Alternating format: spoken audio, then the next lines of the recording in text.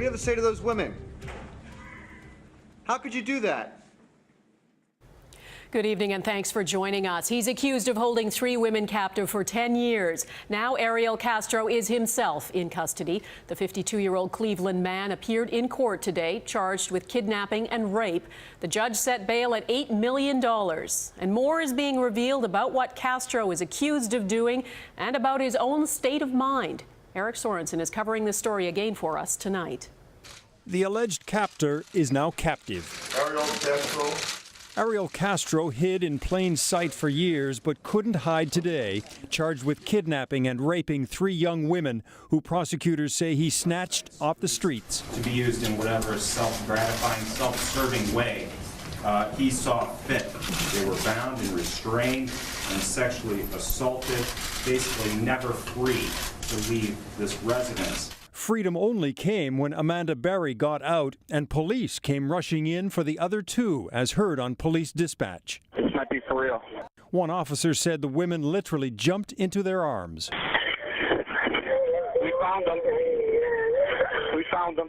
During 11 horrifying years in the house, Michelle Knight, say police, delivered Amanda Berry's baby in a kiddie pool, and if the baby died, that he'd kill her. Police say Castro impregnated Knight at least 5 times. Each time he starved her for at least 2 weeks, then he repeatedly punched her in the stomach until she miscarried. Today, Castro's mother spoke, clearly distraught.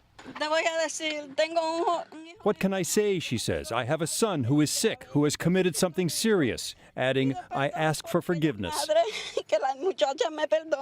The details seem unbelievable, except Ariel Castro has apparently admitted to some of it. Police say they found a kind of suicide note written by Castro 9 years ago after the 3rd victim was kidnapped. Why are you covering your face? Castro described how he was sexually abused as a young person, and in the note acknowledged, I am a sexual predator, I need help.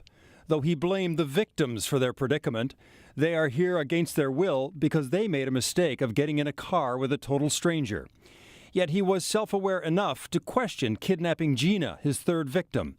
I don't know why I kept looking for another. I already had 2 in my possession. And in some warped sense of making amends, he wrote that he wanted all his money to go to the victims. Castro's mother drove off, saying she had nothing to do with what her son did. Another relative was too ashamed to appear on camera. Even his brothers were symbolically separated from him today, released on unrelated charges, leaving Ariel Castro on his own to be placed in protective custody. Eric Sorensen, Global News, Washington.